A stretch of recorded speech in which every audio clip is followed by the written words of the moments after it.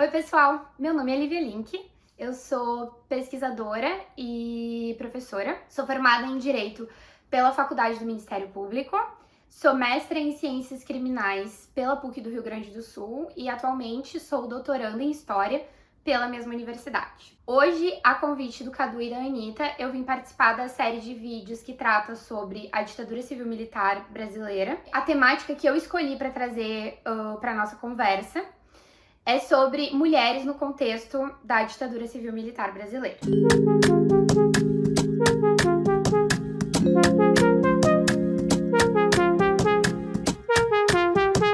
Então, na minha fala de hoje, eu optei por dividir o nosso vídeo e o nosso diálogo em 3 grandes itens. O primeiro item vai ser sobre mulheres militantes. O segundo item sobre mulheres conservadoras que auxiliaram a entrada da ditadura civil-militar do Brasil através do golpe de 64. E o terceiro item vai ser sobre as mulheres operárias da violência. Antes de adentrar especificamente nesses 3 grandes itens que eu trouxe para vocês, eu queria dizer que dentro de um contexto histórico e dentro de um período extremamente repressivo e autoritário como é a ditadura civil-militar brasileira, a presença e a representatividade das mulheres ela é invisibilizada. Então, ela é reduzida de uma certa forma. Por isso, a minha escolha em tratar acerca dessa temática, né? E por isso que eu resolvi, hoje no vídeo, falar um pouquinho, né, de uma forma muito geral e resumida, acerca desses 3 grandes itens que nós vamos dialogar agora.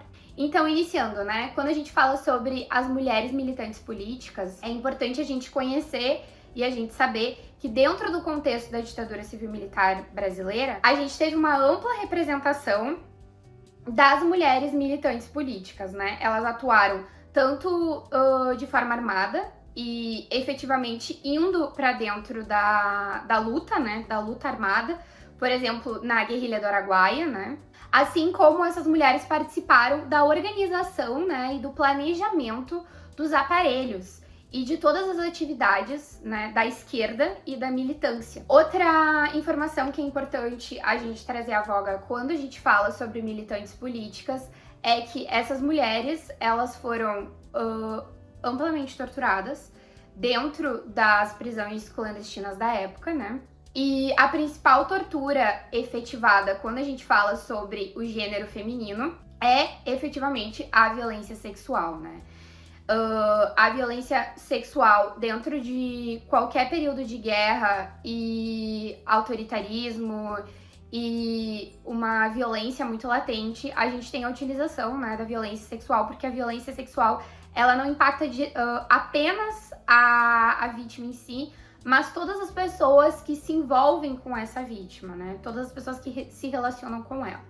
E são impactadas, né, de uma forma muito vil, né, muito agressiva. A gente tem a questão da violência sexual trazida de uma forma exemplar através do capítulo 10 do tomo número 1 do relatório da Comissão Nacional da Verdade, assim como através da pesquisa da pesquisadora Janaína Contreiras. Além da violência sexual que foi amplamente feita contra as mulheres militantes políticas, a gente também pode falar da questão da violência psicológica, né?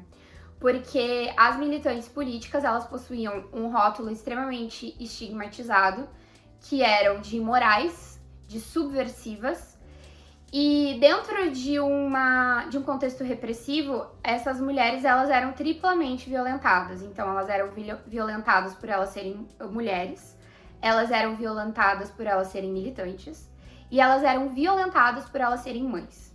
Então, a gente tem uma violência psicológica amplamente difundida contra as mulheres militantes políticas, principalmente contra as crianças, né? Contra os filhos, contra a prole dessas mulheres, né? Que muitas crianças elas eram levadas para dentro do cárcere, né? Sequestradas e levadas para dentro do cárcere para sofrerem, para serem levadas às vezes, né? Para dentro do contexto de tortura, como uma forma de violência psicológica para essas mulheres mães.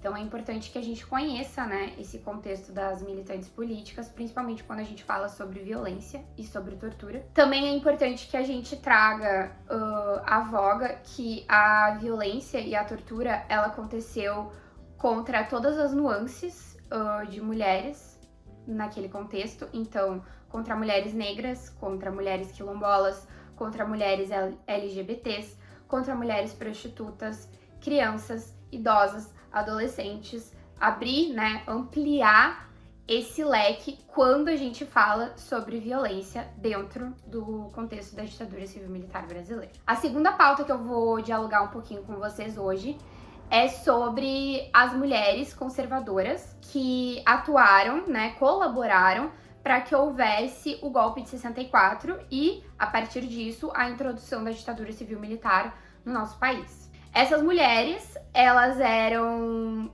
prioritariamente mulheres conservadoras, né? Mulheres cristãs e mulheres de uma classe média alta. Muitas delas eram filhas, primas, esposas de militares ou de empresários ou de famílias, né? De uma classe assim mais avantajada. E essas mulheres, elas lutaram, né, durante a introdução do golpe civil-militar brasileiro contra o comunismo, né? O discurso delas, ele era um discurso bem latente da luta contra o comunismo e do apoio à democracia, né? A verdadeira democracia. As grandes figuras acerca das mulheres conservadoras nesse período são as cariocas e as paulistas. As cariocas na campanha da mulher pela democracia e as paulistas na União Cívica Feminina, né? Foram os dois grandes movimentos que nós tivemos no país que acabaram encabeçando diversos outros movimentos conservadores femininos durante esse início, né? Essa introdução do golpe civil-militar brasileiro. Essas mulheres ficaram amplamente conhecidas principalmente pela Marcha da Família com Deus pela Liberdade, que veio a acontecer um pouco antes do golpe de 64. E essas mulheres, elas pregavam, né, que as mulheres elas deveriam sair de dentro de casa, então sair desse espaço privado para ir para um espaço público, mas sem deixar de pertencer ao espaço privado, para lutar em prol da democracia e principalmente contra o comunismo. Essas mulheres, elas participaram de vários movimentos em escolas mais marginalizadas, principalmente, levando mantimentos para as crianças e principalmente numa luta bem ferrenha, né, da educação cristã e de não deixar que essas crianças elas fossem assoladas pelo período comunista. E aí, retornando, né, quando a gente fala da Marcha da Família com Deus pela Liberdade, foi uma grande marcha que aconteceu no país inteiro. As mulheres conservadoras, que se auto-intitulavam como vigilantes da pátria, elas saíam de dentro do espaço do lar, que era o espaço que elas acreditavam serem pertencentes, e vão com terços, vão com faixas, para exatamente, né, lutar em prol do que elas acreditavam na época, né? Uma das falas extremamente agressivas que a gente tem dessas mulheres é uma das pertencentes do movimento do Rio Grande do Sul, da Ação Democrática Feminina Gaúcha, a Lúcia Alves. Ela traz em uma entrevista, já quando houve efetivamente a introdução do golpe civil-militar brasileiro no país, e elas estão participando de um grande congresso, ela fala, olha, o nosso movimento, ele é um movimento feminino e não feminista. Então, novamente, né, por isso esse contexto conservador, né, que essas mulheres estavam colocadas. Então, essas mulheres do movimento feminino conservador, elas foram de extrema importância, não tão faladas.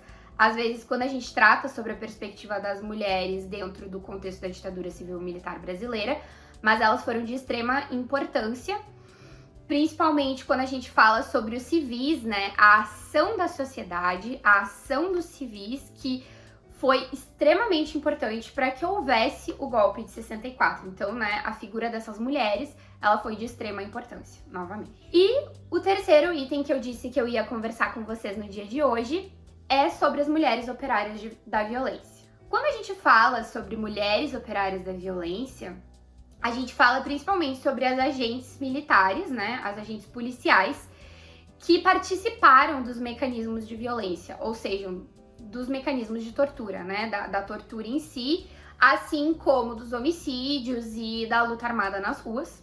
Essas agentes militares, elas inicialmente eram convidadas para participarem de um estágio dentro da equipe de investigação, que era uma das grandes equipes dentro do mecanismo de violência. E normalmente, quando elas participavam desse estágio, elas ficavam juntamente com um sujeito do gênero masculino e elas eram convidadas a irem, né, para algum local onde o governo procurava algum sujeito por algum motivo que estava atuando na militância. Então eles tentavam entrar, né, dentro da vida desse sujeito. Por exemplo, eles iam à igreja que esse sujeito participava. Então eles iam aos cultos e chegavam, né, perto desse sujeito para tentar conseguir algum tipo de informação necessária pro governo.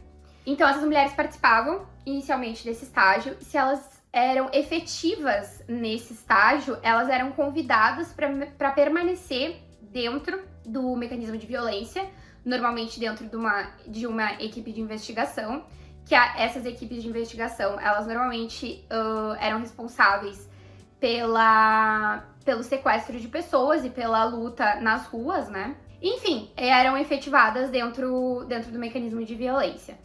Uma das mulheres que foi conhecida, né, como uma exímia atiradora e participou ativamente do mecanismo de violência é a Tenente Neuza, que vocês podem conhecer ela através do livro A Casa da Vovó, do jornalista Marcelo Godoy, assim como da minha dissertação publicada, que é intitulada As Mulheres como Operárias da Violência no Contexto da Ditadura Civil-Militar Brasileira. Vocês vão conhecer a história da Tenente Neuza, a Tenente Neuza que também tem o codinome de Tenente Neuza com Z e com S, Tenente Bia ou Miúda, e o nome efetivo dela era Beatriz Martins. Essa mulher, ela participou desse estágio dentro da equipe de investigação, que era intitulada Equipe Cúria, que era a equipe do Melancia e do Alemão. Então eram 3 sujeitos que participavam, ela, Melancia e Alemão. E pela grande participação dela nesse momento, né, nesse estágio que ela fez, ela foi convidada para participar efetivamente da equipe de investigação. Então ela entra, né, dentro do mecanismo da violência em si. Essa equipe de investigação, ela também era pertencente da grande equipe do coronel Carlos Alberto Brilhante Ustra. E ela se torna uma exímia atiradora, né, a partir dos dados encontrados. Essa mulher, ela participou em torno de 10 mortes e 3 sequestros. E ela acaba recebendo a medalha do pacificador. Ela é a primeira mulher a receber a medalha do pacificador por ser, novamente, uma exímia atiradora. Outro fato importante a ser falado acerca da vida da Tenente Neuza é que ela participou do sequestro da família Telles.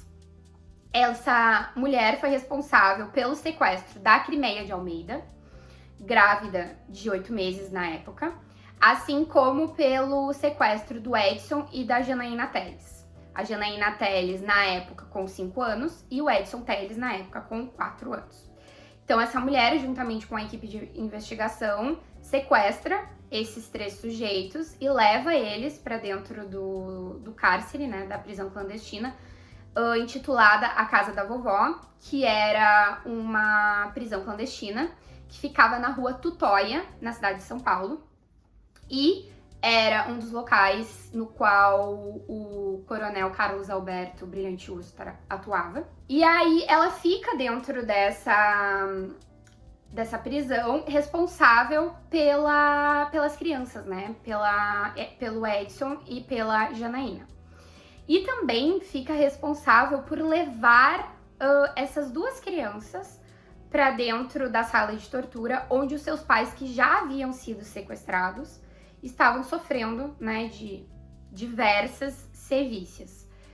Então ela leva a Janaína e o Edson para dentro da sala de tortura onde estava a Melinha Teles e o César Teles, que eram os pais desses dois sujeitos, e fica de uma certa forma responsável por essas crianças, né? No livro do Carlos Alberto Brilhante Ustra, a gente inclusive tem uma fala dele, né, falando sobre esse sequestro da família Teles, e enaltecendo a presença de uma policial que naquele momento ficou responsável pelo cuidado dessas duas crianças, né? Então a Neuza, ela fica dentro desse mecanismo da violência até em torno de 1976, quando ela pede para retornar para dentro da Polícia Militar e fica efetivamente na Polícia Militar em um cargo diverso até ela pedir a aposentadoria dela.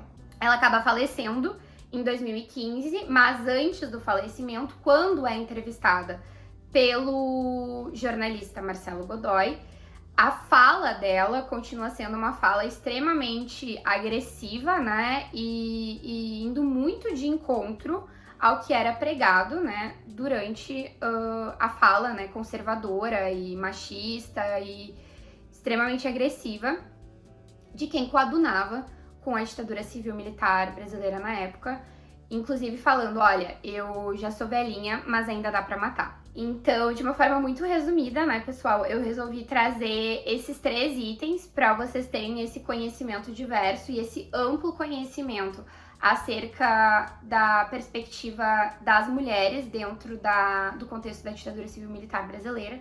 É importante que a gente entenda todas as nuances no qual o gênero feminino caminhou, né? No qual o gênero feminino viveu dentro desse contexto histórico. E é isso que eu queria dividir um pouco com vocês, né? Dividir um pouco a minha pesquisa e tudo que eu venho caminhando dentro da minha trajetória.